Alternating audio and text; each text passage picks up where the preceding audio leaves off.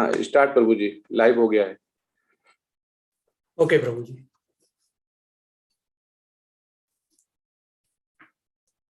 बोलो श्री श्री राधा गोविंद जी भगवान की जय। जगत गुरु श्रील प्रभुपाद की जय।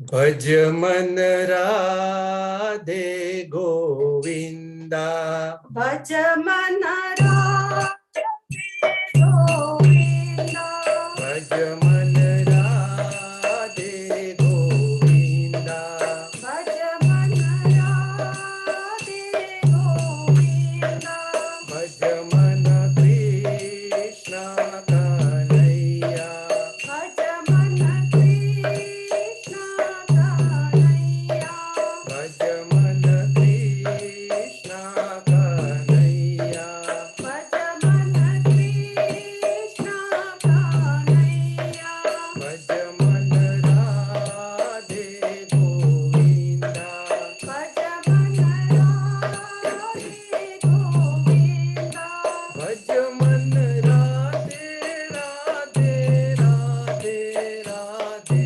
राधे गोविंदा, भज मन राधे राधे राधे राधे राधे गोविंदा, भज मन राधे राधे राधे राधे राधे गोविंदा, भज मन राधे राधे राधे राधे राधे गोविंदा, भज मन कृष्ण कन्हैया, भज मन कृष्ण कन्हैया, भज मन कृष्ण कन्हैया, भज मन कृष्ण कन्हैया, भज मन कृष्ण कृष्ण कृष्ण कृष्ण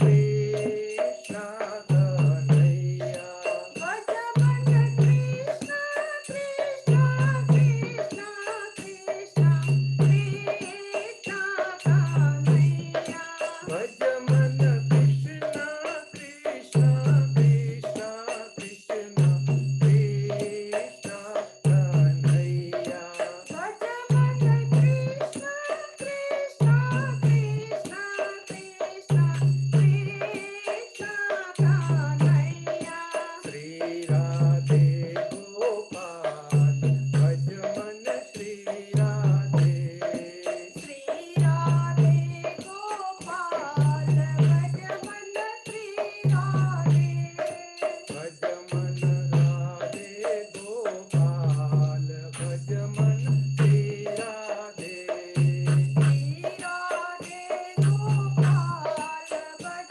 मन श्री राधे, श्री राधे गोपाल भज मन श्री राधे, श्री राधे गोपाल भज मन Shri Radhe,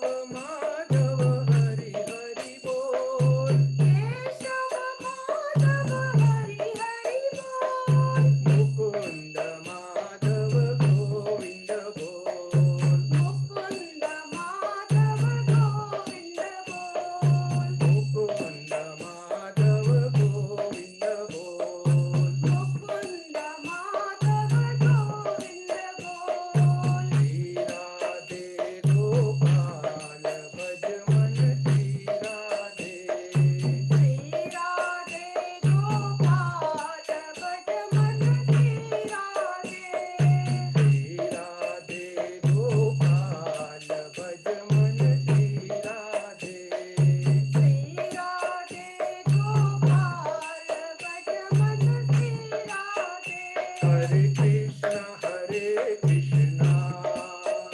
Krishna Krishna, Hare Hare, Hare Rama, Rama Rama, Hare Hare. Hare Krishna, Krishna Krishna, Hare Hare, Hare Rama, Rama Rama, Hare Hare. Hare Krishna, Krishna Krishna Krishna, Hare Hare, Hare Rama, Rama Rama, Hare Hare. Hare Krishna, Krishna Krishna Krishna, Hare Hare, Hare Rama, Rama Rama, Hare Hare.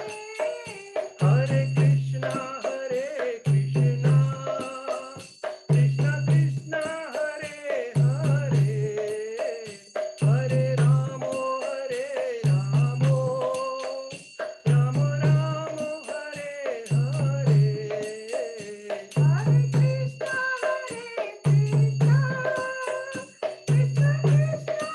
Krishna Krishna, Hare Hare, Hare Rama,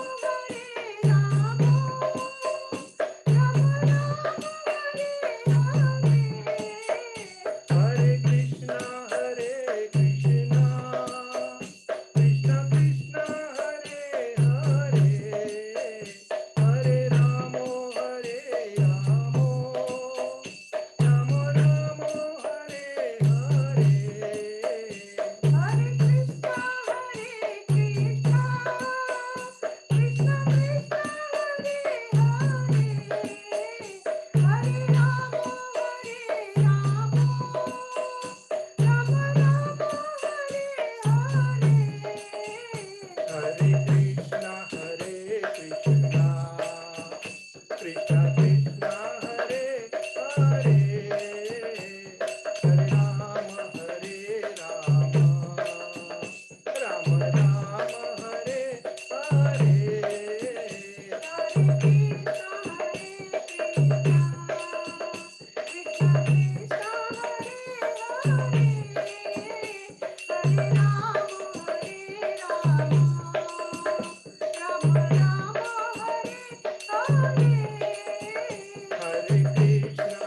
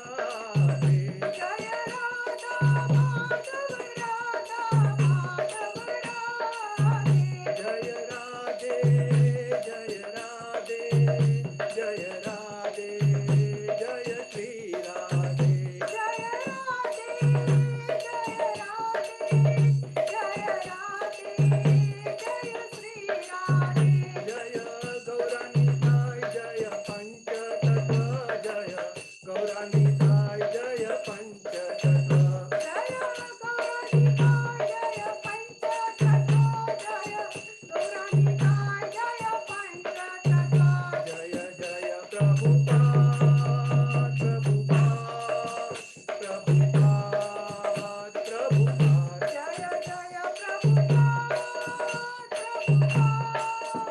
Prabhupada Prabhupada जय जय गुरुदेव गुरुदेव गुरुदेव गुरुदेव जय जय गुरुदेव गुरुदेव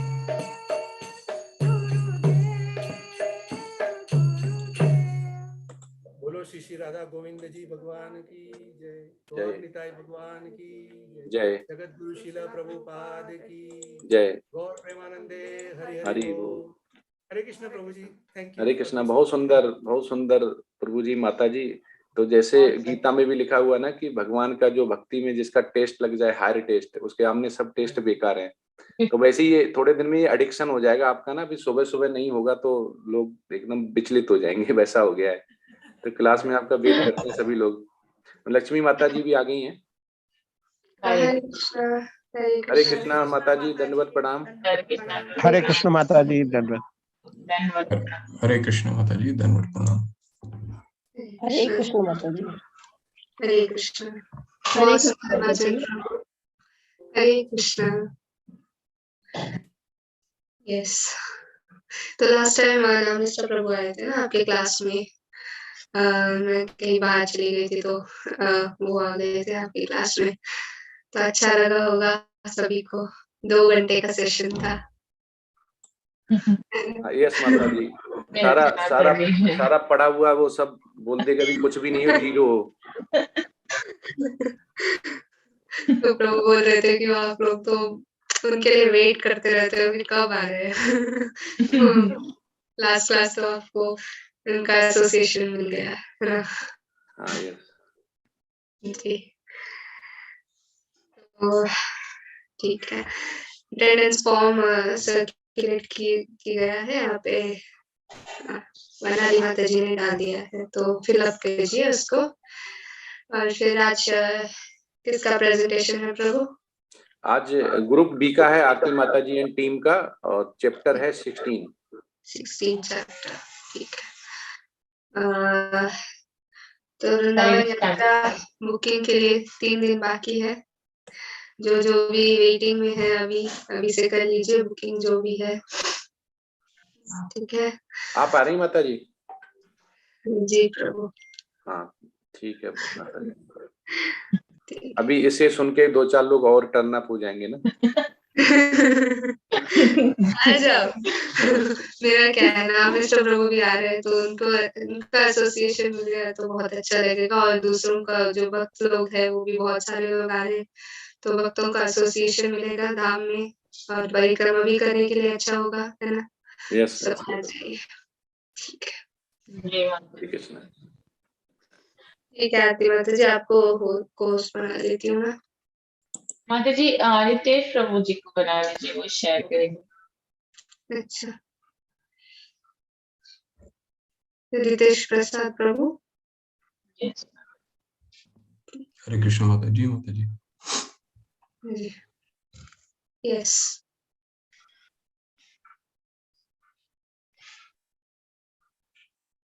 अरविंद प्रभु। हरे जी कृष्ण। माता हाँ जी, प्रभु। माता जी।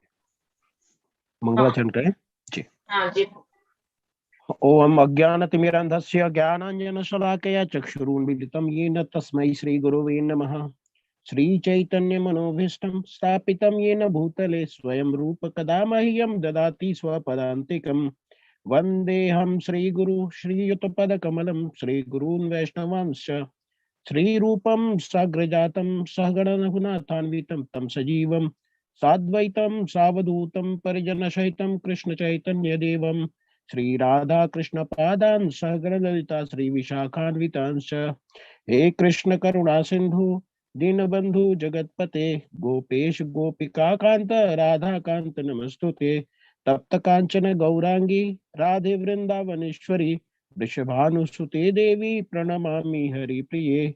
नमो विष्णुपादाय कृष्णप्रेष्ठाय भूतले श्रीमते भक्तिवेदांत स्वामिन् इति नामिने। नमस्ते सरस्वती देवे गौरवाणी प्रचारिणे निर्विशेष शून्यवादी पाश्चात्य देश तारिणे। जय श्री कृष्ण चैतन्य प्रभु नित्यानंद श्री अद्वैत गदाधर श्रीवासादि गौर भक्त वृंद।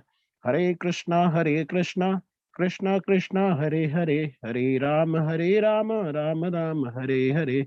हरे कृष्णा कृष्णा कृष्णा हरे हरे हरे राम राम राम हरे हरे। हरे कृष्णा कृष्णा कृष्णा हरे हरे हरे राम राम राम हरे हरे। हरे कृष्णा। धन्यवाद प्रभु जी, हरे कृष्णा। आज का हमारा अध्याय 16 है, देवी तथा आसुरी स्वभाव। इसमें भगवान बताते हैं कि देवी गुणों से क्या प्राप्त होता है और आसुरी स्वभाव से क्या गति होती है। तो हमारा क्वेश्चन टीम बी का है, जिससे प्रेजेंट कर रही है टीम बी के प्रेजेंटर। हरे कृष्णा। हरे कृष्णा प्रभु जी, हरे कृष्णा। मेरा क्वेश्चन है अध्याय 16 एक श्लोका 1 से 3 से मैं सूचीबद्ध 3 दिव्य गुणों का चयन करें और कृष्ण भावनामृत के अभ्यासी के लिए उन्हें विकसित करने के महत्व पर चर्चा करें और चर्चा करें कि इन गुणों को विकसित करने से कृष्ण भावनामृत के प्रसार की क्षमता कैसे प्रभावित होती है। श्लोक है, श्री भगवान उवाच अभयम सत्व संशुद्धि ज्ञान योग व्यवस्थित दानम दमश्च यज्ञश्च स्वाध्यायस्तप आर्जवम् अहिंसा सत्यम अक्रोध त्यागः शान्तिर्पैशुनम् दया भूतेष्वलौलुप्त्वं मार्दवम् ह्रीरचापलम् तेजः क्षमा धृतिः शौचम द्रोहो नातिमानिता भवन्ति संपदं देवी विभाजातस्य भारत। तो यहाँ पर श्री भगवान ने कहा है कि हे भरत पुत्र, जो निर्भयता, आत्मशुद्धि, आध्यात्मिक ज्ञान, हरे कृष्ण का अनुशीलन, दान, आत्म संयम, यज्ञ प्राणायता, वेदाध्ययन, तपस्या, सरलता, अहिंसा, सत्यता, क्रोध विहीनता, भद्रता, लज्जा, संकल्प, तेज, क्षमा, धैर्य, पवित्रता, ईर्ष्या तथा सम्मान की अभिलाषा से मुक्त है। ये सारे दिव्य गुण हैं जो देवी पुरुष में, यानी देवी प्रकृति के संपन्न दैवी तुल्य पुरुषों में पाए जाते हैं। यहाँ पर भगवान ने 26 दिव्य गुणों का वर्णन करते हैं। भगवान तक स्वयं को पहुंचाने के लिए इन्हें हमारी साधना के एक भाग के रूप में विकसित करना चाहिए। तो इस अध्याय में भगवान बताते हैं कि सत्वगुण में किए गए सारे कार्य मुक्ति के पथ में प्रगति करने के लिए शुभ माने जाते हैं, जो दैवी गुण कहलाते हैं, और जो कृष्ण भावना भावित के अभ्यासी हैं उनके लिए इन दिव्य गुणों को विकसित करने का महत्व है। तो इन महत्वों में से मुझे 3 गुण बताने हैं जो हमारी आसक्ति से दूर करने के लिए है। इन गुणों का महत्व क्या है हम जानेंगे। हरे कृष्णा। तो पहला महत्व है निर्भयता, यानी अभयम। तो यह जो कृष्ण भावना भावित होते हैं, कृष्ण भावना भावित के अभ्यासी हैं, यानी जो भक्त हैं, उनके लिए वर्तमान और भविष्य के दुखों की चिंता से मुक्ति की स्थिति होती है निर्भयता। यानी किसी भी चीज के प्रति उनके मन में आसक्ति नहीं होती है। वो निर्भय होते हैं कि मतलब वो वैरागी होते हैं और ईश्वर के प्रति समर्पित होते हैं पूर्ण भाव से, और आसक्त नहीं होते किसी भी चीज के, किसी भी इंद्रिय तृप्ति या किसी भी दरिद्रता या जो भी किसी भी चीज के लिए वो नहीं होते हैं। वो निडर रहते हैं, निर्भय रहते हैं। उदाहरण के लिए देखा जाए तो एक सन्यासी जिसे अपने सभी रिश्ते नाते तोड़ने पड़ते हैं, फिर भी वह कभी भी डगमगाता नहीं है कि मेरी रक्षा कौन करेगा, मैं अकेले कैसे रहूंगा, बल्कि वह भगवान कृष्ण पर पूर्णतः निर्भर हो जाता है कि जो सभी की रक्षा करते हैं और जो सबके मन की बात जानते हैं वह मेरी रक्षा करेंगे। उसे एक दृढ़ विश्वास होता है कि परमात्मा सर्वत्र है, अतः वह निर्भय रहता है, वह निडर रहता है।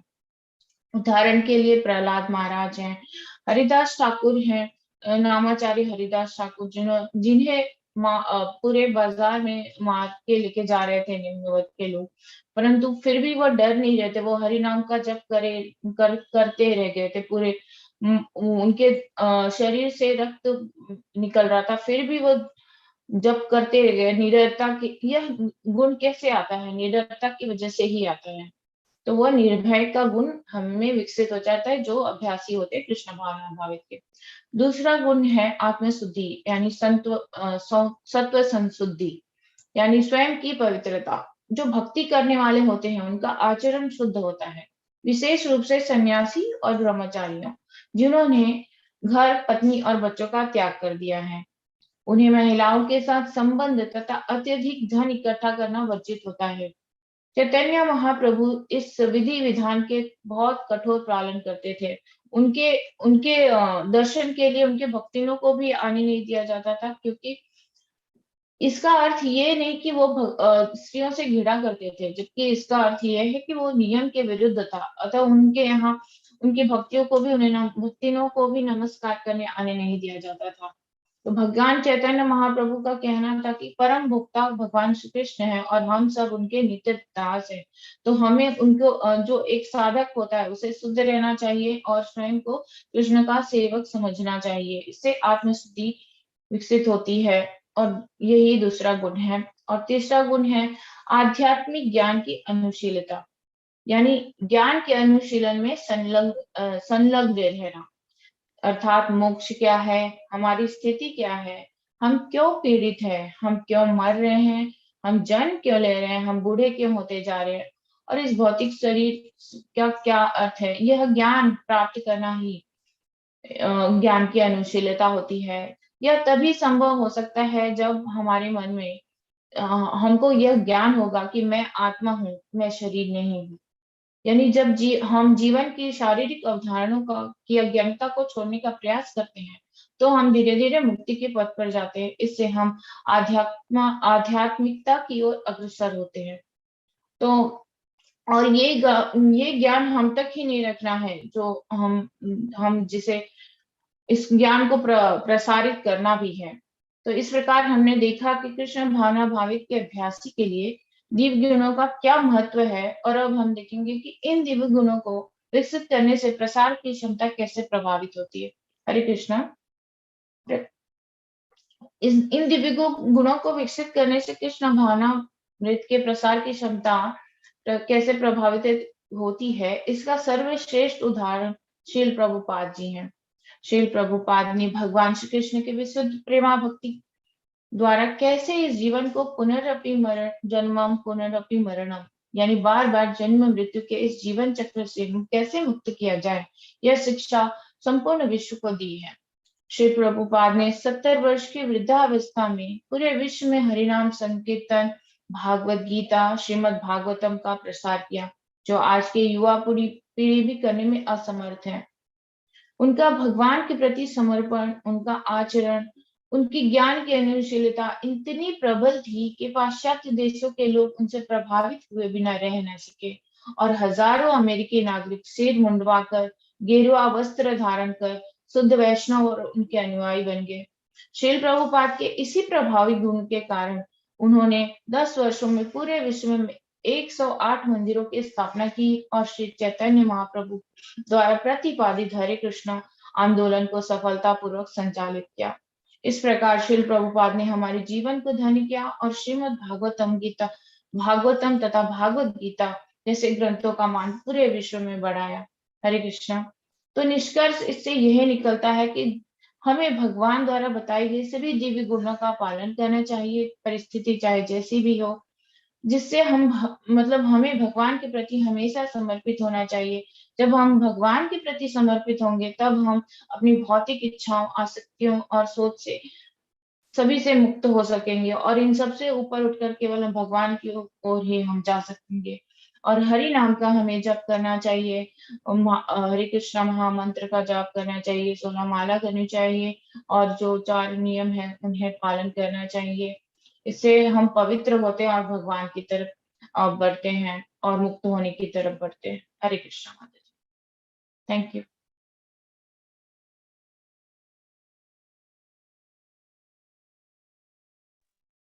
यस प्रभु, कंटिन्यू कीजिए।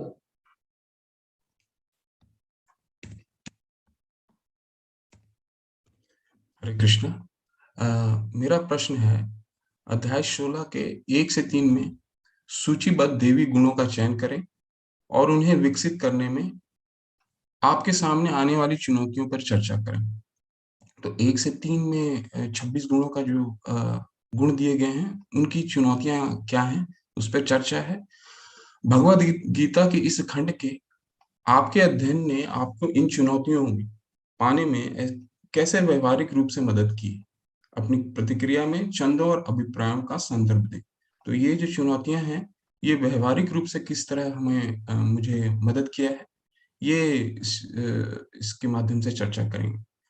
तो भगवान कह रहे हैं इसमें, अभ्यम सत्वम संशुद्धि ज्ञान योग व्यवस्थित दान दमश्च यज्ञश्च स्वधायस्तप आर्जवम् अहिंसा सत्यम अक्रोधस्त्यागः शांति अपैशुनम दया भूतेषु लोलुपत्वम मार्दवम हीर अचापलम तेज क्षमाधृति शौचमाग्रहो नाताम न अतिमानिता भवन्ति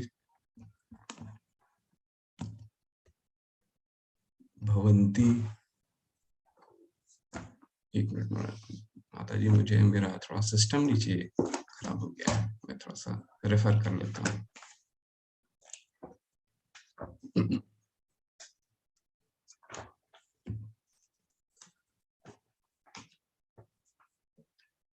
तेज क्षमा धृति शौचमाद्रोह न अति अमानिता भवन्ति संपदा देवी अभिजातस्य भारत।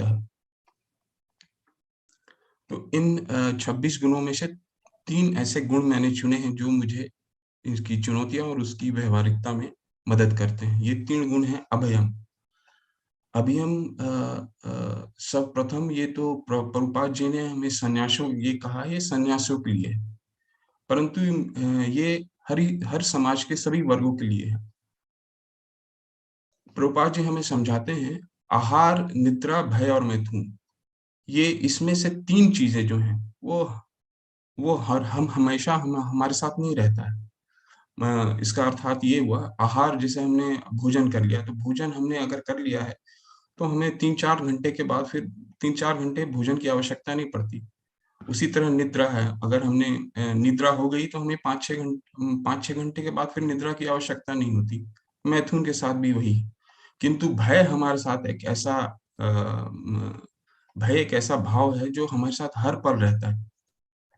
ये हम अपने घर से जब निकलते हैं तभी से ये भय हमारे साथ हमेशा साथ लगा रहता है। आप कहीं यात्रा करते हैं, रेल यात्रा करते हैं या फिर हवाई यात्रा करते हैं, तो कुछ भी अगर यात्रा के दौरान हमें कुछ भी महसूस होता है तो भय हमें तुरंत विकल्पित कर लेता है। हम सड़क पे चल रहे हैं तब भी हमें ये महसूस होता है कि कोई आगे पीछे किसी तरह का कोई हमें गाड़ी के साथ कुछ ना हो। अगर हम यात्रा कर रहे हैं, अपने अपने वाहन में यात्रा कर रहे हैं, तो हमें ये भी लगता है कि कोई आगे पीछे से कुछ ना मारे। तो भय एक ऐसा भाव है जो हमेशा हमारे साथ रहता है। असुरक्षा का भय, परिवार का भय, कुछ खोने का भय और बीमारी का भय, ये भय जो है वो हमेशा हमारे साथ रहता है। तो इसको पार करने का एक ही तरीका प्रभुपाद जी हमें समझाते हैं, वो है श्रवण और कीर्तन। अर्जुन जैसे महायोद्धा भागवतम के 7वें पहले कैंटो के 7वें अध्याय में जब अश्वत्थामा उनको ब्रह्मास्त्र उनके पीछे छोड़ते हैं, तो इतने बड़े महायोद्धा भी भगवान के ही चरण में उन्होंने ये बोला था कि कृष्णा कृष्णा महाबाहो भक्ता नाम अभयंकर त्वम एको दयामानानाम अपवर्गो असि संसृते। आप ही सर्वशक्तिमान परमेश्वर हैं और आप ही भक्तों में अभय का भाव उत्पन्न करते हैं। तो श्रवण और कीर्तन ही हमें अपना अभय के ओर लेके जाएगा।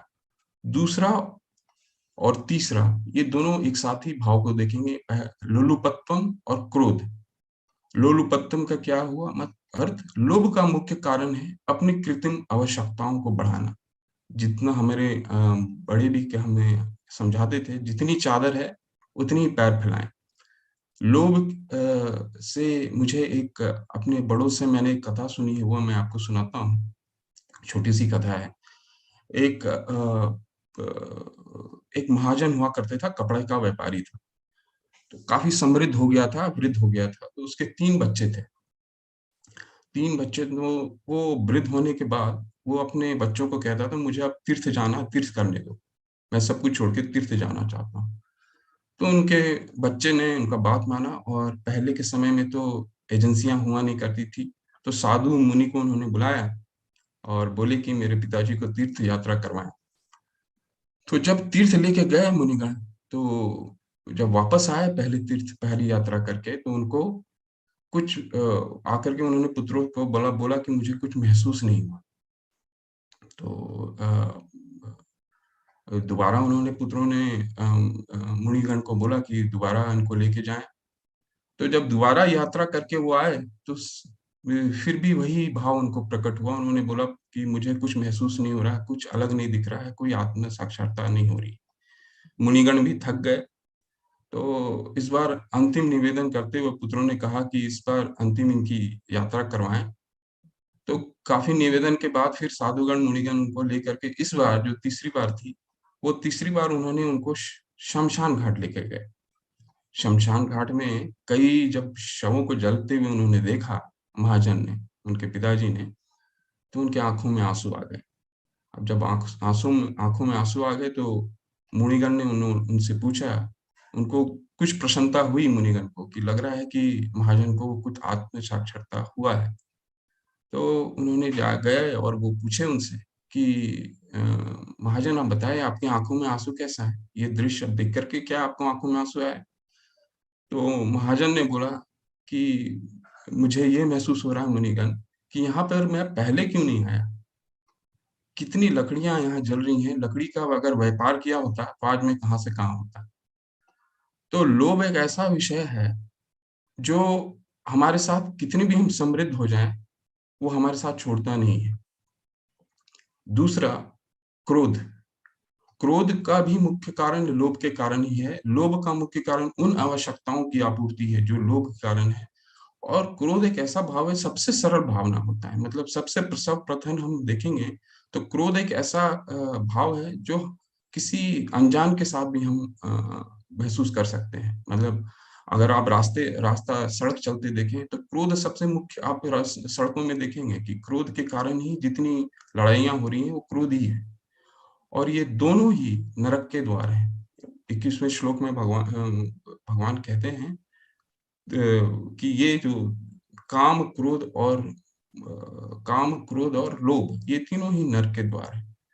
तो प्रभुपाद जी हमें समझाते हैं कि भगवान के लिए अगर इच्छाएं हों, सारी इच्छाएं हों, तो काम और क्रोध दोनों ही आध्यात्मिक हो सकते हैं, आध्यात्मिक बन सकते हैं। तो इसके लिए हमें क्या निष्कर्ष ये है कि सबसे पहला कदम, द फर्स्ट स्टेप, पहला कदम है कि हम अपने आधारभूत जो आवश्यकताएं हैं उनको हम नियमित रखें। अब जिसको अंग्रेजी में ऑस्टेरिटी बोलते हैं, उसको हम आधारभूत अपनी आवश्यकताओं को कम रखें। और दूसरा और तीसरा, श्रवण और कीर्तन निरंतर करते हैं। हरे कृष्ण।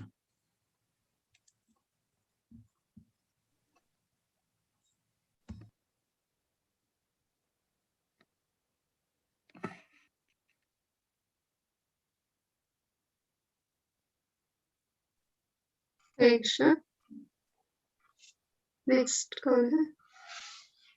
हरे कृष्ण माता जी। टाइमिंग का हरे ध्यान कृष्ण। रखिए, 5 मिनट का, ठीक है? जी माता जी, हरे कृष्ण सभी को। मेरा प्रश्न है, वर्तमान स्थानीय और वैश्विक मुद्दों से आसुरी प्रकृति के उदाहरणों की पहचान करें।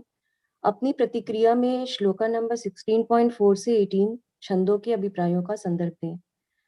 मेरा प्रश्न एक ऐसा विषय है जिस पे एक लंबी चर्चा हो सकती है, पर समय की तय सीमा होने के कारण मैं इसे संक्षेप में प्रस्तुत करने का प्रयास करूंगी।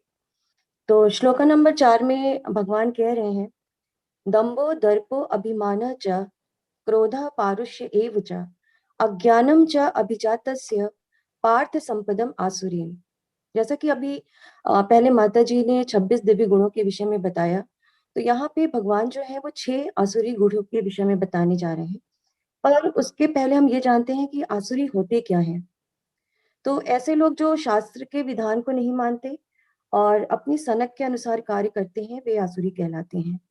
तो इस श्लोक में भगवान ने 6 आसुरी स्वभाव वालों के गुण बताए हैं। वो हैं दम्भ, दर्प, अभिमान, क्रोध, कठोरता और अज्ञान। तो हम इनके विषय में जानते हैं कि आखिर ये आसुरी गुण होते क्या हैं। तो दम्भ, दर्प और अभिमान की अगर हम बात करें, तो ये अभिमान, ये घमंड की श्रेणी में आते हैं, पर इनमें थोड़ा थोड़ा सा फर्क होता है। दम्भ क्या है?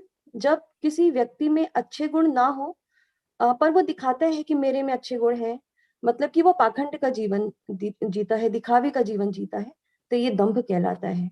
दर्प, जब जन्म से ही अच्छे गुण हैं और उन गुणों का अगर घमंड हो जाए, जैसे कि मुझे ये कला बहुत अच्छे से आती है, मैं क्रिकेट बहुत अच्छा खेल लेता हूँ, मैं देखने में बहुत सुंदर हूँ, मैं बहुत सफल व्यक्ति हूँ, तो ये सब दर्प की श्रेणी में आता है। अभिमान, दूसरों से अपनी अच्छाई सुनने में आनंद का आना, यानी कि अपने मुख से अपनी प्रशंसा भी करना और दूसरों के मुख से भी अपनी प्रशंसा का सुन करके आनंद का आना। और फिर जब धीरे धीरे प्रशंसा नहीं मिलती है, तो फिर क्रोध का जन्म होने लगता है, जीवन में कठोरता आने लगती है और फिर अज्ञानता का अंधकार छाने लगता है। तो हम ऐसे असुरी गुणों के लोगों को अपनी चारों तरफ देख सकते हैं, अपने पड़ोस में, जहां हम काम करने जा रहे हैं, अपनी कार्यस्थली में, अपने स्कूल में, अपने कॉलेजेस में, और कभी कभी ये आसुरी गुण हमें स्वयं अपने अंदर भी देखने को मिल सकता है। हरे कृष्णा।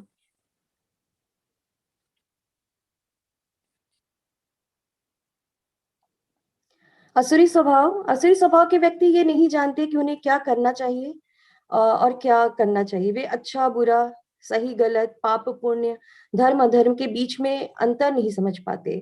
उन्हें लगता है कि उन्होंने जो सोच लिया है बस वही सही है, जैसे जगाई और मधाई। और जब प्रभुपाद जी अमेरिका गए, तो वहां पे जो हिप्पी लोग थे, वो जिस तरह का जीवन बिता रहे थे, वो शायद जगाई मधाई के जैसा ही था, मुझे ऐसा लगता है। तो प्रभुपाद जी ने तो न जाने कितने जगाई मधाई जैसे लोगों को परिवर्तित किया। अपवित्रता, ये लोग ना आंतरिक पवित्रता होती है इनमें और ना ही बाह्य पवित्रता होती है, यानी कि इनके हृदय में मलिनता रहती है, लालच रहता है। और अगर बाह्य पवित्रता की बात की जाए, तो ना स्नान करना होता है, ना बाल बनवाना होता है, इत्यादि इत्यादि। इनका आचरण भी बहुत अनुचित होता है। ये अपने बड़ों गुरुजनों के साथ हमेशा अनुचित व्यवहार करते हैं, अनुचित आचरण करते हैं। अगर मैं अपने कॉलेज के दिनों की बात याद करूं, तो मुझे याद आता है कि मेरे साथ कुछ ऐसे भी छात्र थे जो हमेशा गुरुजनों से बहुत ही अभद्र शब्दों में बात करते थे। उनके कुछ कुछ कोड वर्ड्स में इन्होंने नाम भी रखे हुए थे और पीठ पीछे उनका मजाक भी बनाते रहते थे। ऐसे लोगों में असत्यता भी पाई जाती है, यानी कि असुरी लोग का स्वभाव जो होता है वो ईमानदार नहीं होता, ये ईमानदार नहीं होते। छल कपट के साथ कार्य करना इनके जीवन का उद्देश्य हो जाता है और फिर इनके जीवन की धारणा हो जाती है, ये कहते हैं कि संसार असत्य है और इसका कोई आधार नहीं है, कोई ईश्वर नहीं है। जैसे कि पहले हमने सुन रखा है, हिरण्यकशिपु, रावण जैसे लोग भगवान के अस्तित्व को नहीं मानते थे। पर मैंने सोचा कि क्या आज के समय में भी ऐसे लोग हैं? फिर जब मैंने नेट पे सर्च किया, तो मुझे एक लंबी बुक्स की लिस्ट मिली, god, there is no god, god is dead. तो मुझे ये लगा कि शायद ये लोग परम नियंता को स्वीकार ही नहीं करना चाहते, क्योंकि अगर परम नियंता को स्वीकार करेंगे, तो उनके नियम को भी स्वीकार करना पड़ेगा और इस तरह से उन्हें जीवन में अपने समझौता करना पड़ेगा। और जब समझौता करना पड़ेगा, और ये लोग अपने जीवन में समझौता करना ही नहीं चाहते। हरे कृष्णा। फिर ये लोग पाप, असुरी लोग जो होते हैं, ये पाप करने से भी नहीं डरते, अपना आत्मज्ञान खो देते हैं और भयावह कार्य करने लगते हैं, जिससे संसार का विनाश होता है। जैसे हिरोशिमा और नागासाकी पे जब एटम्स बम्स गिरे थे, तो वहां पे बहुत विनाश हुआ था और हम जानते हैं कि आज भी वहां पे इसका असर देखने को मिलता है। ये लोग प्रकृति के साथ इतना खिलवाड़ कर रहे हैं और इतना विनाश कर रहे हैं कि इन्हें पता ही नहीं है कि भगवान के कुछ नियम हैं और उसे तोड़ने का दंड भी मिलता है। अब जैसे ग्लोबल वार्मिंग की समस्या हम देख रहे हैं, पोल्यूशन की समस्या देख रहे हैं, तो ये सभी समस्याएं शायद प्रकृति के साथ खिलवाड़ करने की ही वजह से है। ऐसे कार्य की प्रेरणा इन्हें मिलती कहाँ से है? तो श्लोका 10 में भगवान कहते हैं कि सब कभी भी ना संतुष्ट होने वाली कामनाएं ही इनसे गलत कार्य करवाती हैं, क्योंकि इनकी प्रवृत्ति जो होती है वे केवल भौतिक चकाचौंध के प्रति होती है। थिएटर्स जाना, मॉल में घूमना, मॉल में जा रहे हैं तो बस खड़े हैं, बातें कर रहे हैं, गेम पार्लर्स में जाकर के केवल गेम्स खेल रहे हैं, अपना समय इसी तरह से व्यतीत कर रहे हैं, वेब सीरीज देख रहे हैं, मूवीज देख रहे हैं, और इस तरह से इनका जो आचरण होता है वो अपवित्र होता जाता है। इनका मनोभाव बस यही हो जाता है कि खाओ पियो मौज करो, इंद्रियों को बस तृप्त करो, कि किस तरह से मैं क्या करूं कि मैं बस अपने इंद्रियों को तृप्त करता रहूं, मैं बस खुश रहूं।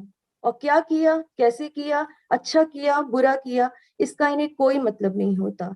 और अपने आप को खुश करने के लिए ये अवैध ढंग से धन का संग्रह करने लगते हैं, और इनके जीवन का बस यही एक एम होता है कि बस मैं किस तरह से कितना ज्यादा धन कमा लूं। हरे कृष्णा।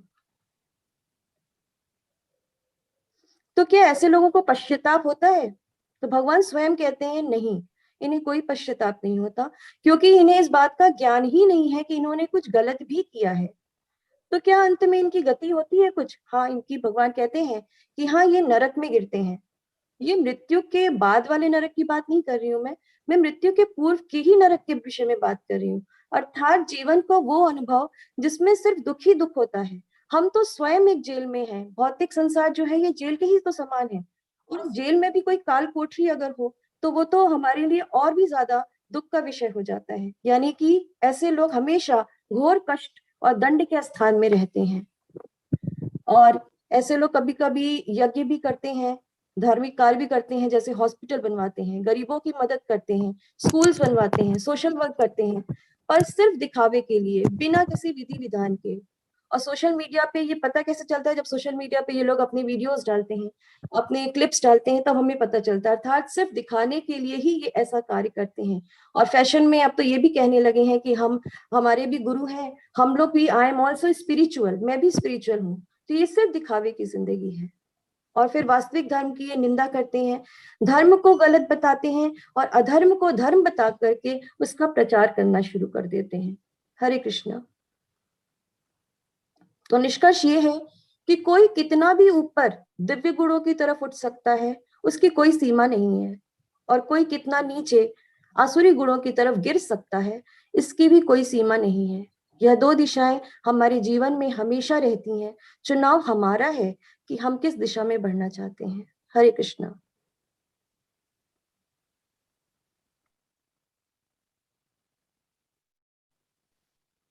हरे कृष्णा। मेरा क्वेश्चन नंबर 4 है कि समकालीन दर्शकों के लिए प्रस्तुत करे नरक के 3 द्वार और इनसे बचने का महत्व, धर्म ग्रंथों के आदेशों का पालन करने की आवश्यकता, अपनी प्रतिक्रिया में 16.20 से लेकर 24 छंदों और अभिप्रायों का संदर्भ दे।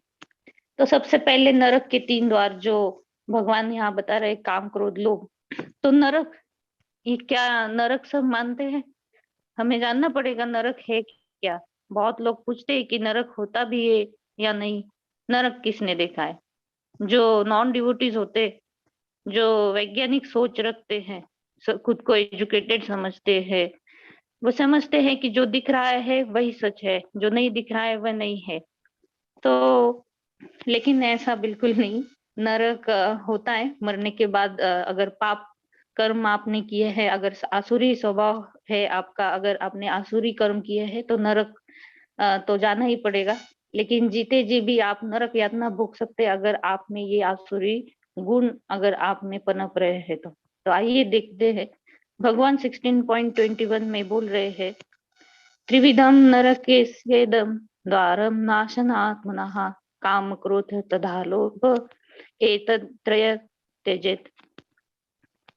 यहाँ पर भगवान बोल रहे हैं कि आसुरी जीवन आरंभ होता ही है इससे काम क्रोध और लोभ।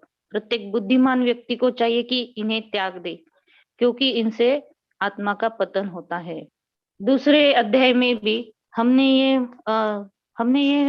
पढ़ा है कि राग द्वेष ध्यायतो विषय पुंसा संगस्तेश पूजायते संगात संजायते काम काम क्रोध बीजायते। मतलब इंद्रिय विषयों का चिंतन करते हुए मनुष्य कि उनमें आसक्ति उत्पन्न हो जाती है। ऐसी आसक्ति से काम उत्पन्न होता है, काम से क्रोध प्रकट होता है। फिर क्रोधात् भवति सम्मोहा, सम्मोहात् स्मृति विभ्रमा, स्मृति भ्रंशात् बुद्धिनाशो, बुद्धिनाशात् प्रणश्यति। क्रोध से पूर्ण मोह उत्पन्न होता है, मोह से स्मरण शक्ति का विभ्रम हो जाता है। स्मरण शक्ति भ्रमित होने के कारण बुद्धि नष्ट हो जाती है और बुद्धि नष्ट होने पर मनुष्य भवकूप में पुनः पुनः गिर जाता है। तो मतलब काम, क्रोध और लोभ ये आत्मा का पतन करने वाली 3 स्वभाव है। तो आइए देखते हैं आगे। हरे कृष्ण।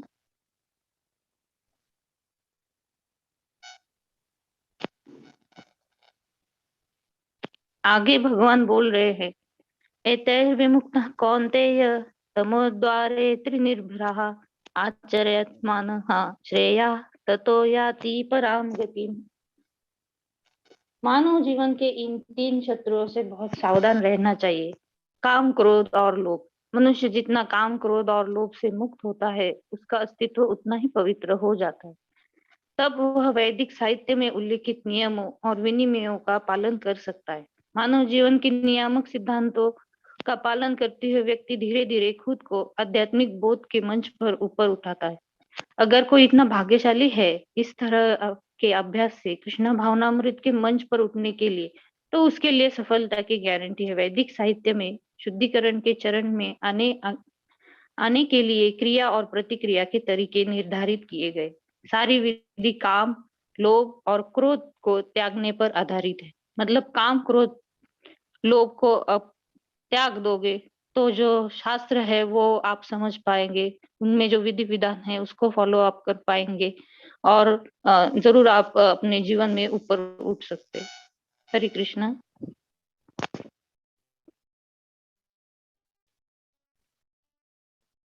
फिर आगे भगवान कहते हैं, यहाँ शास्त्र विधिं सृज्य वर्तते काम कारतः न स सिद्धिं वाप्नोति न सुखम न पराम गतिम। वह जो शास्त्रों के आदेश को त्याग देता है और अपनी इच्छा के अनुसार कार्य करता है, वह न तो पूर्णता प्राप्त करता है, न ही सुख और न ही सर्वोच्च गंतव्य प्राप्त करता है। मतलब जो शास्त्रों को बिल्कुल मानता ही नहीं, विधि विधान तो पालन करना बहुत दूर की चीज है, तो ऐसे स्वभाव वाले व्यक्ति को ही आसुरी स्वभाव बोला जाता है। और जो व्यक्ति जानबूझकर नियमों का अतिक्रमण करता है, वह काम के वश में होकर कर्म करता है। वह जानता है कि ऐसा करना मना है, लेकिन फिर भी वह ऐसा करता है। इसी को स्वेच्छाचार कहते हैं।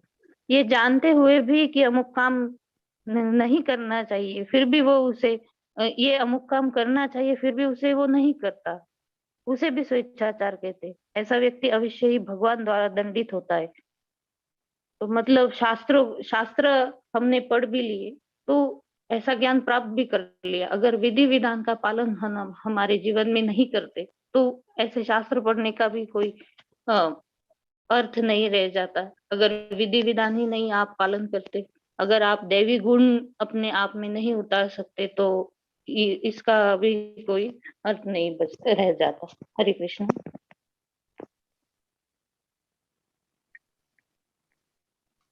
प्रभुपाद जी कहते हैं, माया इतनी प्रबल है कि जैसे ही मैं एकांत में बैठूंगा, वैसे ही धन और स्त्री के विषय में मैं विचार करूंगा। इसीलिए हमें सदैव भक्तों के संग में रहना चाहिए और हरे कृष्ण जप करना चाहिए, ताकि भौतिक पतन से हम स्वयं की रक्षा कर सके। मतलब शास्त्रों को हमें पढ़ना चाहिए, शास्त्रों के विधि विधान का पालन करना चाहिए, फिर भक्तों का संग करना चाहिए, हरे कृष्ण महामंत्र का जप करना चाहिए। 4 जो नियम प्रभुपाद जी ने हमें बताए, वो 4 नियमों में हमें जीवन जीना चाहिए। तो इस कारण हम देवी गुण हम खुद में विकसित कर सकते हैं। ये चैतन्य चरितामृत में भी कहा गया है, कृष्ण भूलिया जीव भोग वांछा करे, पासिते माया तारे जपन्या घरे। हरे कृष्ण।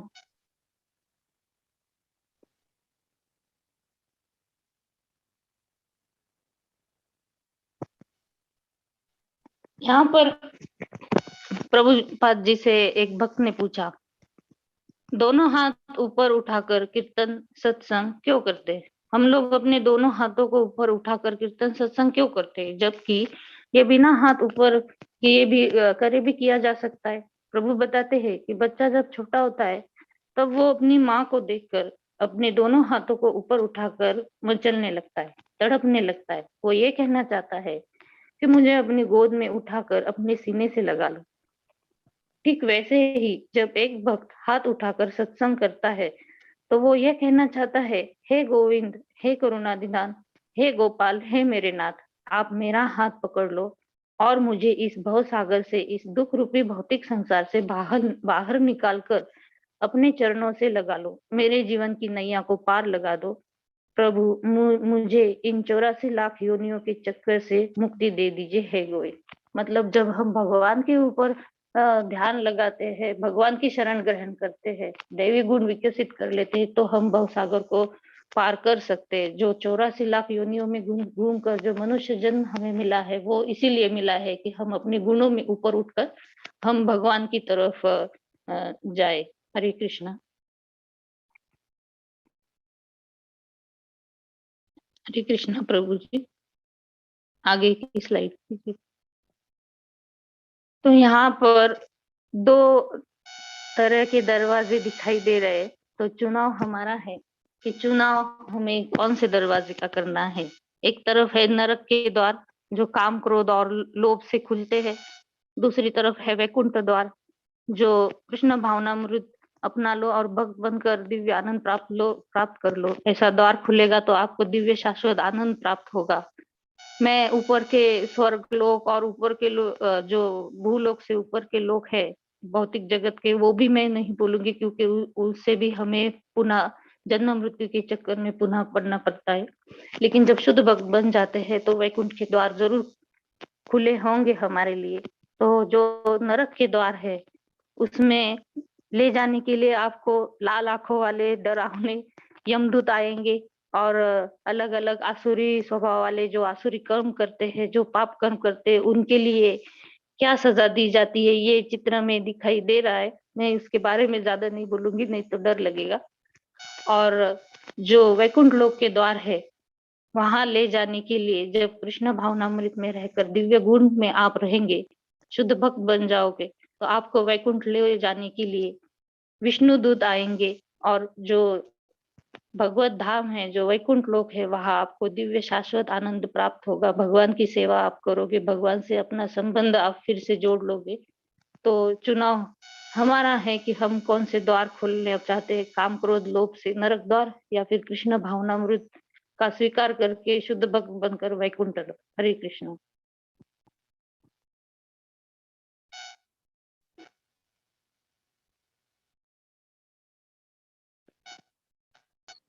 रितेश प्रभु जी इसे हटा।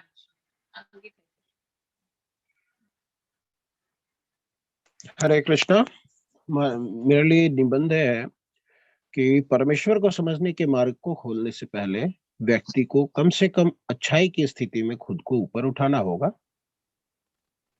अपने आप को अच्छाई के स्तर तक उठाए बिना अज्ञानता और जुनून में रहता है, जो आसुरी जीवन का कारण है।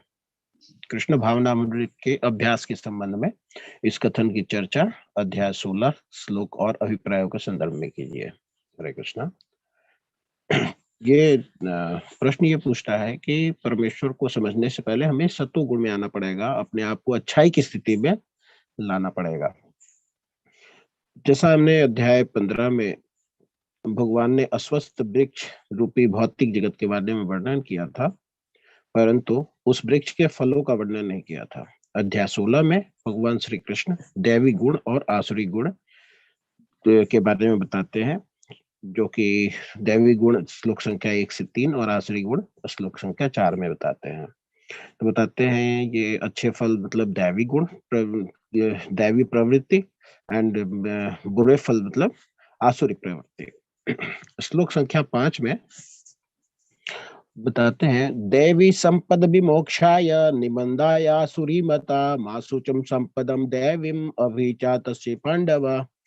दैवी गुण हमें मुक्त करते हैं, जबकि आसुरी गुण हमें बंधन में डालते हैं। हरे कृष्णा।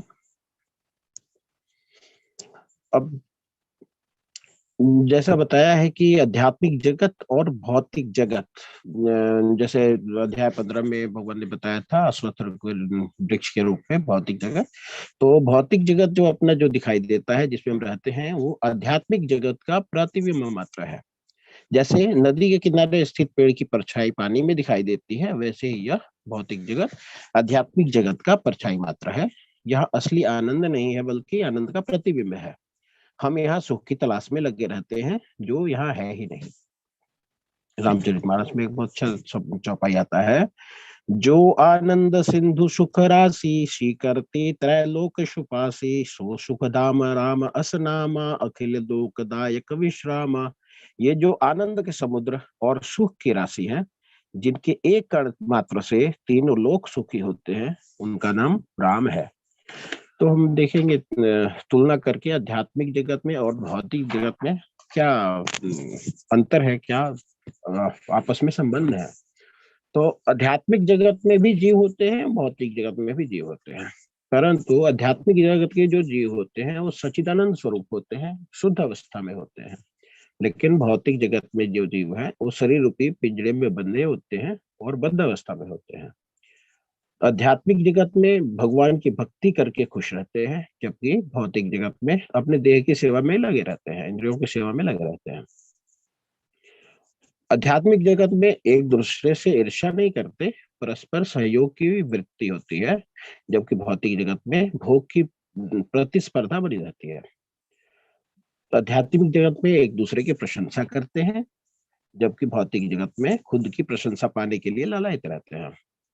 आध्यात्मिक जगत में सब लोग भगवत सेवा में रत रहते हैं, जबकि भौतिक जगत में लोग मन और इंद्रियों की सेवा में लगे रहते हैं। आध्यात्मिक जगत में स्त्री पुरुष के बीच इस दुनिया के समान आकर्षण नहीं होता। सब खूबसूरत शरीर वाले होने के बावजूद भोग विलास में नहीं पड़ते, भगवान की किंकरी में लगे रहते हैं, भगवत सेवा में लगे रहते हैं, चाहे पशु हो, पक्षी हो, सुगंधित पुष्प हो, बैकुंठ के पुरुष हो, स्त्री हो, जो भी हो। प्रभुपाद जी यहाँ पे एक बहुत सुंदर सा उदाहरण देते हैं, जीव की तुलना एक चिड़िया से करते हैं। जैसे एक चिड़िया शीशे पर बैठी होती है और चोंच मारती रहती है और दिखती है कि सामने भी एक चिड़िया दिखाई दे रही है, लेकिन चिड़िया बहुत खुश है। इसका मतलब है उसको लगता है कि इसके अंदर में ना भोग विलास के बहुत सारे वस्तु उपलब्ध होंगे, जिसको भोग करके ये चिड़िया खुश हो रही है, और उसमें चोंच मारती है कि मैं भी इसके अंदर एंटर कर जाऊं, इस घर में चला जाऊं और मुझे भी भोग के साधन प्राप्त होंगे। तो ये उसकी नासमझ है, ये बेवकूफी है, क्योंकि वो चिड़िया नहीं है, वो अंदर में कुछ भी नहीं है, वो तो उसका प्रतिबिंब मात्र है। वैसे ही हम भौतिक जब देखते हैं कि भगवान की ऐश्वर्य है, हम भी अपनी ईर्ष्यावश अपने पास ऐश्वर्य जमा करने के लिए यहाँ भागते हैं, वहां भागते हैं, कभी इधर कभी उधर, धन दौलत सब कुछ इकट्ठा करते हैं, और हम ये भूल जाते हैं कि एक बार मृत्यु आएगी जो सब कुछ छीन करके एक झटके में लेकर के चले जाएगी। जैसे वो कहते हैं भगवान की मनसस्थान इंद्रियाणि प्राकृतिकानि कर्षति, ये 7वें श्लोक में 15वें अध्याय के, कि हमारा मन और 5 इंद्रियां लेकर के प्रकृति के साथ खिलवाड़ कर रहे हैं, खींचतान लगातार चली रहती है। हरे कृष्णा।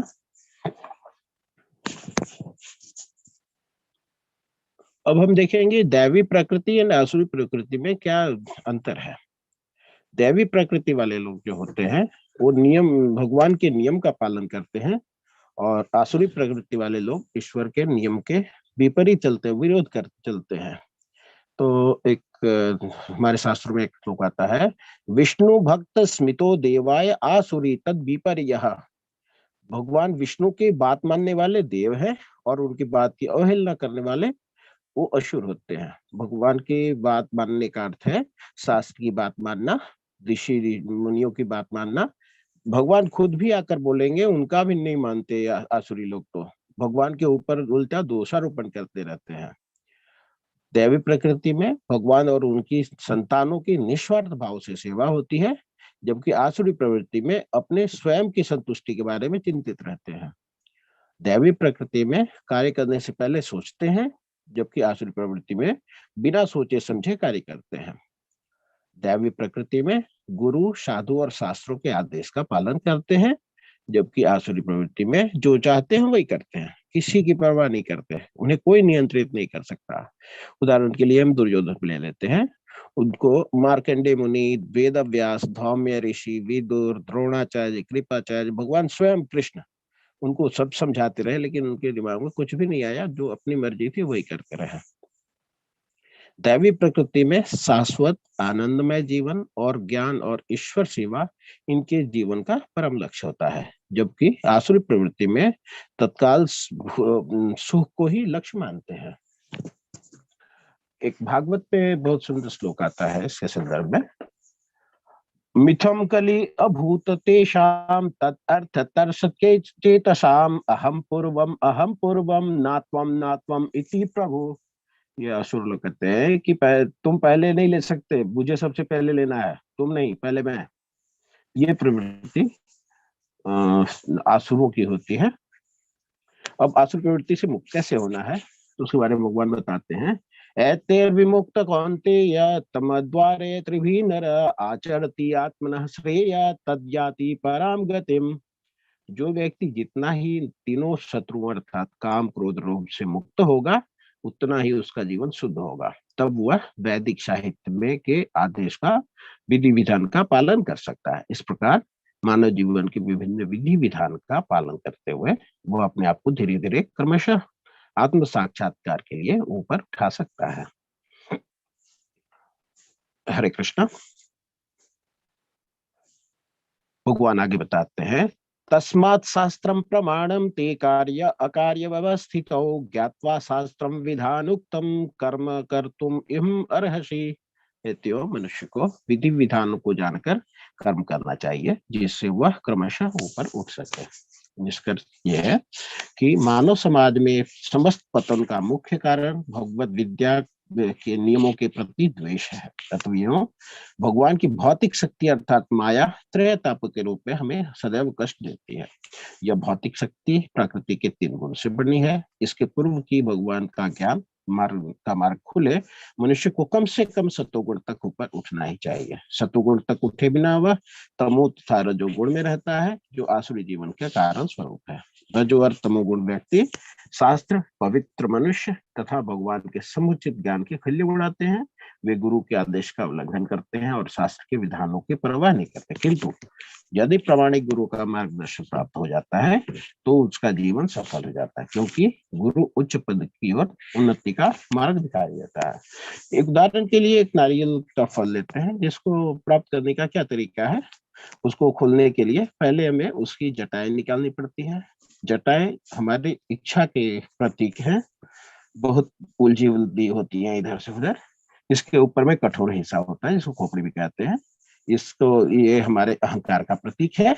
जब हम इसको तोड़ते हैं तो पानी निकलता है जो कि नकारात्मक विचार का प्रतीक है। जब ये तीनों निकल जाते हैं तो स्वकीय सच्चाई या सतगुण में हमें प्राप्त होता है, तब हम भगवत भक्ति की तरफ आगे बढ़ सकते हैं। अगर भगवत गीता के उदाहरण देख लेते हैं तो अर्जुन और संजय को गीता बहुत अच्छी तरह समझ जाती है, क्योंकि वो सत्वगुण में है। तो हमें भगवान को समझना है तो हमें सत्वगुण में जाना पड़ेगा। हरे कृष्ण।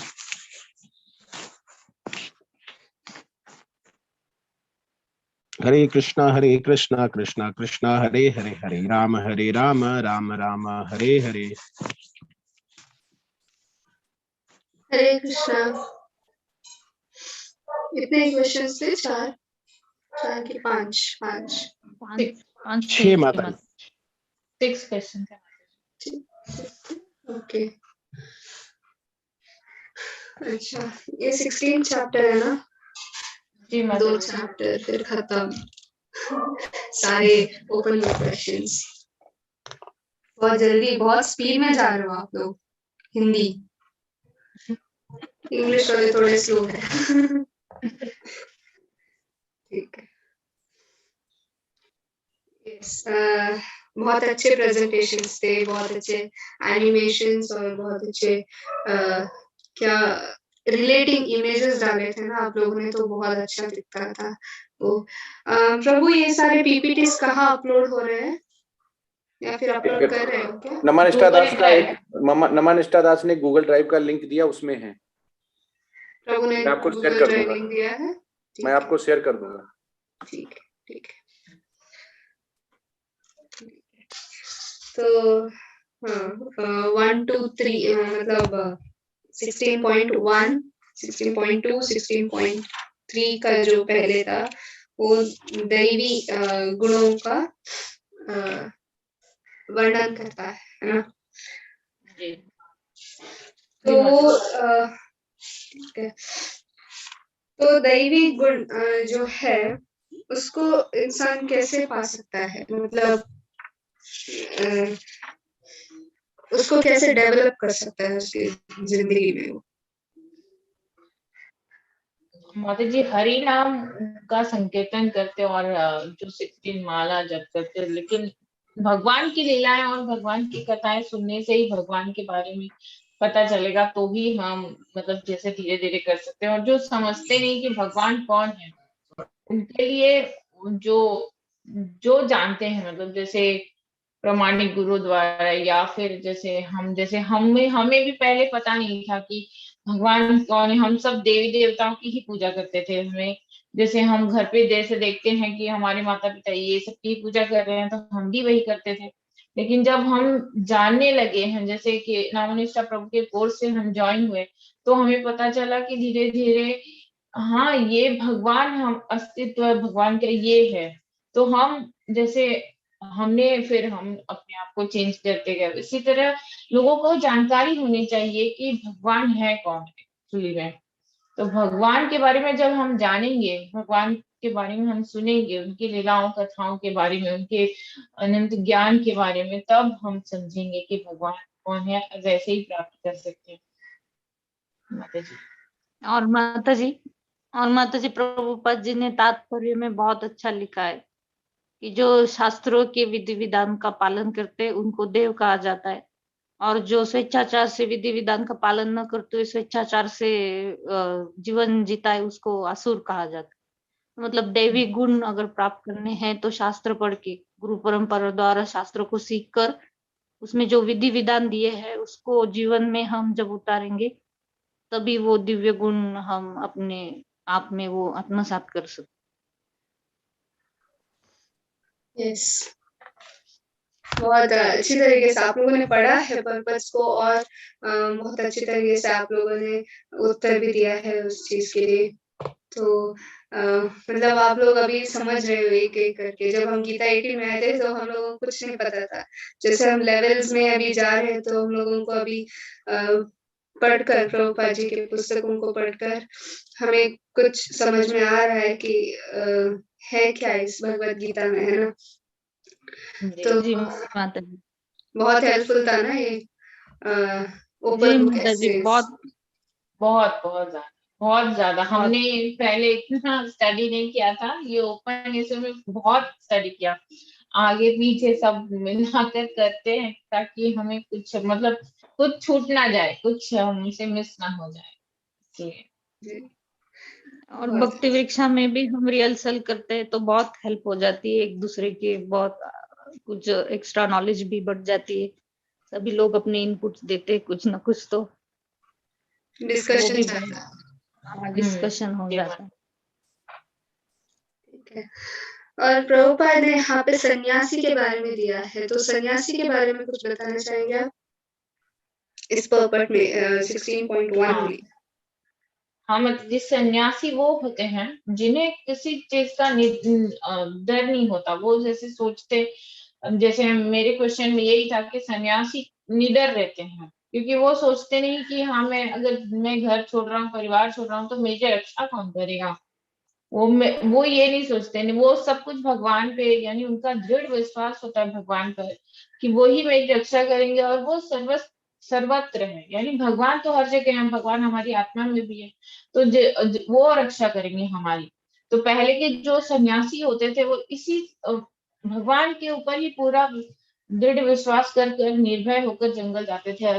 नहीं तो जंगल में तो जंगली जानवर तो होते ही हैं, लेकिन भगवान हर वक्त उनकी रक्षा करते हैं। जैसे प्रहलाद महाराज की भी उन्होंने रक्षा की, क्योंकि वो उनके फादर थे तो बहुत ज्यादा उन्हें प्रताड़ित करते थे, लेकिन फिर भी वो निडर होकर कि नहीं भगवान हर जगह है, वो एक खंबे से उन्होंने भगवान को प्रकट करवा दिया था। यानी भगवान भी अपने भक्त के प्रति इतने उदार होते हैं कि वो खंबे से भी निकलना पसंद कर देते हैं। और ये भी माता जी की सन्यास तो कलयुग में नहीं बोला गया है। प्रभुपाद जी ने बोला है कि सन्यास आश्रम तो है, लेकिन जो सन्यासी होते, जो वैरागी होते, तो आगे जाकर प्रभुपाद जी ने वैराग्य का भी बहुत अच्छा ये दिया है कि जब सन्यास आश्रम ग्रहण करते हैं तो उसको युक्त वैराग्य उन्होंने ये फिर आगे कंसेप्ट रखी कि शुष्क वैराग्य नहीं धारण करना, युक्त वैराग्य मतलब सन्यास लेकर जो सारी चीजों का आप जब उपयोग करेंगे तो वो सिर्फ कृष्ण भावनामृत के लिए ही करना चाहिए। जी। और गृहस्थ जीवन के बारे में यहाँ पे बताया गया है उसके बाद कि जो सन्यासी है वो मतलब इस कलयुग में ज्यादातर सन्यासी का उन्होंने ज्यादा इम्पोर्टेंस नहीं दिया है। ज्यादातर जो है गृहस्थ रहकर ही कैसे हमारे जो कृष्णा कॉन्शियस है उसको कैसे बढ़ाना है, इसके बारे में भी आगे बताया है प्रभुपाद ने। जी, और यहाँ पे ना छोटा हरिदास तो यहाँ पे सन्यासी के बारे में और एक एग्जाम्पल दिया है कि असलियत में सन्यासी कौन है। और यहाँ पे प्रभुपाद ने छोटा हरिदास का भी एक उदाहरण दिया। किसी को पता है छोटा हरिदास के बारे में? जी माता जी, पता है। छोटा हरिदास ठाकुर चैतन्य महाप्रभु के पार्षद थे और वो उन्होंने बस एक बार ही एक स्त्री के ऊपर नजर देखा था, तो वो चैतन्य महाप्रभु जी को पसंद नहीं आया। उन्होंने उनका त्याग कर दिया और और वो बहुत दुखी हुए छोटा हरिदास ठाकुर और उन्होंने आत्महत्या कर ली क्योंकि मुझे चैतन्य महाप्रभु ने त्याग कर दिया है। और चैतन्य महाप्रभु सन्यास के प्रति बहुत ही उनके विधि विधान कठोर थे क्योंकि वो उनके भक्तिन भी उनके पास मतलब उनके प्रणाम करने नहीं आ सकती थी। इसका अर्थ वो नहीं था कि वो मतलब स्त्री जाति से घृणा करते थे, बल्कि सन्यास में ये धर्म है कि स्त्रियों के साथ ज्यादा वार्तालाप नहीं करनी है और मतलब दूर रहना है और अधिक धन एकत्रित करना भी सन्यासी के लिए वर्जित है। जी, तो छोटा हरिदास जी जो है वो मधुकरी मतलब मधुकरी का मतलब होता है कि घर घर जाके जो मिलता है जो खाने के लिए उसको पका के हम मतलब सन्यासी लोग खाते थे। मधुकरी मतलब मधु मतलब जैसा हनी बीज मतलब हाँ, मधुकरी मतलब जो हनी बीज होता है जो एक एक फूल में जाकर मधु लेकर आते हैं। पूरे सभी को नहीं, एक एक फूल में जाकर लेकर आते हैं। उसी प्रकार ये लोग भिक्षाटन करते थे। तो चैतन्य महाप्रभु को हर बार भोग यही लगाते थे, कौन? छोटा हरिदास। तो उस प्रकार एक बार क्या हुआ, छोटा हरिदास ऐसे जा रहे थे तो एक वो स्पेसिफिक घर था, वहीं पर वो हमेशा कुछ सन्यासियों का स्पेसिफिक घर होता है, 2-3 घर। तो ये किसी एक स्पेसिफिक घर में गए तो वहां पे जो स्त्री थी वो बहुत यंग थी। तो उनको देखकर इनमें लालसा आ गई कि काश में इनका भोग करता। तो ये उनके मन में था और यही जब वो खाना पकाते थे चैतन्य महाप्रभु को तो यही उनके मन में था। जो कॉन्शियसनेस होता है वो अगर प्योर नहीं हुआ तो भगवान उस भोग को नहीं स्वीकारते। तो चैतन्य महाप्रभु तो स्वयं भगवान थे, तो उनको तो पता चल गया। जब उन्होंने भोग वहां पे दिया भगवान को, जो भोग का प्रोसेस है वो भगवान को नहीं, जो भोग लगाने के बाद स्टार्ट नहीं होता। हम जब खाना पकाते हैं तभी उसका जो प्रोसेस है भगवान को भोग लगाने का उसी में स्टार्ट हो जाता है। तो उनका कॉन्शियस प्योर नहीं था। जब चैतन्य महाप्रभु को भोग दिया, प्रसादम दिया छोटा हरिदास ने, तो चैतन्य महाप्रभु ने स्वीकार किया और फिर उन्होंने कहा कि उन्होंने डायरेक्टली नहीं कहा, उन्होंने किसी और के माध्यम से कहा कि छोटा हरिदास को मैं कभी उसके बाद कभी नहीं देखना चाहता। तो ये विषय जो है छोटा हरिदास को पता चल गया। वो सोचने लगा कि क्या हुआ, तो क्यों नहीं देखने दिया चैतन्य महाप्रभु, क्यों ऐसे कह रहे कि मुझे उनका मुख नहीं देखना। तो वो बहुत दुख में चले गए, इतना दुख में कि वो खाना तक नहीं खाते थे उसके बाद। और फिर खाना नहीं खाते थे। बहुत सारे भक्तों ने आकर उनको समझाने का प्रयास किया, फिर भी वो नहीं समझ पाए। फिर भी उनका दुःख असहनीय हो गया छोटा हरिदास का, और वो आत्महत्या कर गए। आत्महत्या करने के बाद आत्महत्या करने का रिज़ल्ट होता है कि पिशाच जन्म में जन्म लेना। तो पिशाच जन्म मिल गया या फिर भूत योनि में चले गए। तो वहाँ पे जाने के बाद हमेशा अ अ, चैतन्य महाप्रभु के पास आने की कोशिश करते थे। जब वो पिशाच योनि में भी थे, तभी वो चैतन्य महाप्रभु के पास आने की कोशिश करते थे। चैतन्य महाप्रभु को प्रसन्न करने की कोशिश करते थे। और फिर उनको एक दिन उनको मुक्ति मिल गई। चैतन्य महाप्रभु ने उनको स्वीकार किया। तो फिर ये सब होते समय उसके जो और एसोसिएट्स थे चैतन्य महाप्रभु के, तो उन्होंने पूछा, अरे आप पहले भी बता सकते थे ना कि भोग की जो दृष्टि से उन्होंने एक स्त्री को देखा था और इसीलिए उनको पिशाच जन्म मिल गया और आत्महत्या की थी, ऐसे बोल सकते थे ना। तो चैतन्य महाप्रभु ने कहा, अगर किसी सन्यासी ने किसी और स्त्री को भोग की दृष्टि से देखा, तो उसका प्रायश्चित आत्महत्या ही है। तो उसको प्रायश्चित करना था और इसीलिए उसको आत्महत्या करनी थी, और इसीलिए मैंने उसको नहीं बताया कि उसकी गलती क्या है, और उसे जब गलती पता चली तो उसने स्वयं ही आत्महत्या कर ली। फिर ये होती है जब सन्यासी किसी स्त्री के लिए देखता है, जो लस्ट, जो काम भावना से देखता है, ठीक है? तो ये पूरा स्टोरी जो है चैतन्य चरितामृत में है। और फिर यहाँ पे आगे प्रभुपाद जी बहुत सारे दूसरे दैवी गुणों के बारे में बताते हैं कि अलग-अलग दैवी गुणों के बारे में बताते हैं कि सत्य कैसे बताना है, और जो सत्य का महत्व क्या है। और फिर अभय मतलब जो डर है उसको कैसे जीतना है, निडर कैसे बनना है। तो रितेश प्रभु जी आपने बताया था कि निडर कैसे बनना है। तो कैसे बन सकते हैं एक इंसान जो नए-नए कृष्णा कॉन्शियस में है, नए-नए जानना शुरू किया है, उस समय उसको निडर कैसे बना सकते हैं?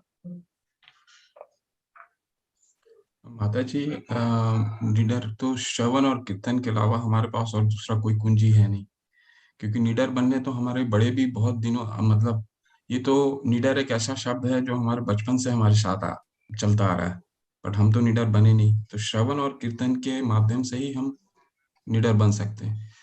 इवन अर्जुन भी इतने बड़े योद्धा थे।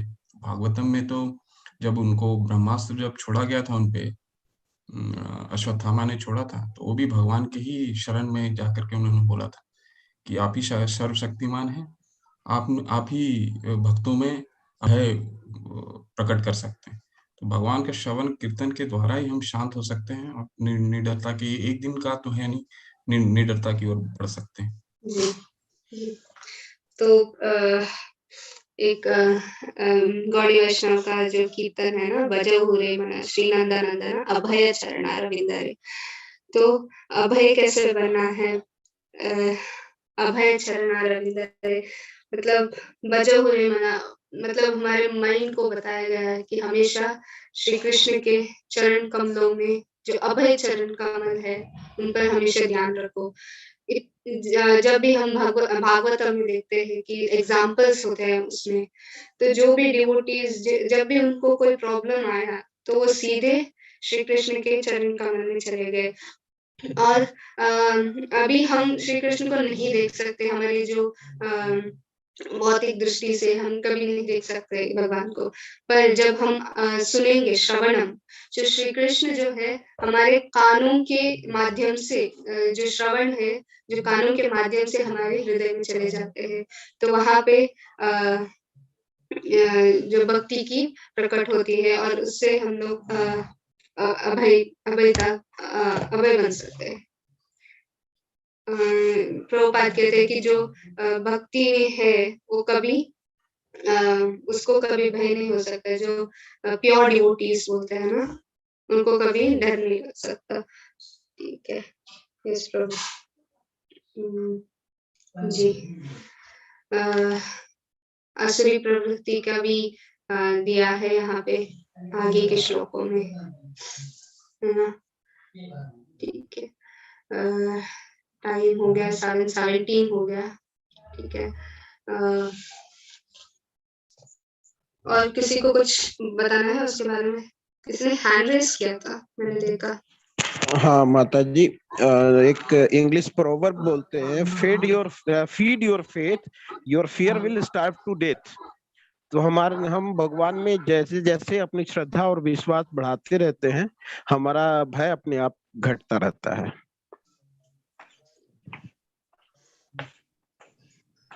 यस, तो बहुत अच्छे तरीके से आप लोगों ने प्रेजेंटेशन किया और बहुत प्रैक्टिस किया आप लोगों ने, और इससे ज्यादा आप लोगों ने पढ़ा पर्पस को बहुत अच्छा। और इसमें 16 चैप्टर में सिर्फ 6 क्वेश्चंस थे प्रभु। जी माता जी। जी माता 7 जी। क्वेश्चन है माता जी, लेकिन 5 और 6 मिक्स मैच हो रहा है, सेम क्वेश्चन है, इसीलिए हमने 6 के लिए। हाँ ओके माता जी। और कुकिंग क्लासेस जो रजनी माता जी ले रही हैं, तो बहुत सारे लोग यहाँ पे, मुझे बहुत सारे फीमेल डिवोटीज ही ज्यादा दिख रहे हैं यहाँ पे। तो अगर आपको कोई कुकिंग, ऑब्वियसली आप सबको पता है कुकिंग बहुत एक्सपर्ट है या फिर कुछ अच्छा सा पका सकती हैं आप, तो उनको कांटेक्ट कर लीजिए। और आप भी कुछ सिखाइए कुकिंग चैनल में। सात्विक रसोई हमारी जो कुकिंग क्लासेस चलती है हर सैटरडे को, ठीक है, वहाँ पे। और जो ये पीपीटीज है, उसका लिंक भेज दीजिए प्रभु, जहाँ पे सारे पीपीटीज है। और फिर ठीक है, Yes, time Mataji, I will do. कुछ पूछना था, कुछ बताना था क्लासेस के बारे में या फिर कुछ और यात्रा के बारे में? ठीक है।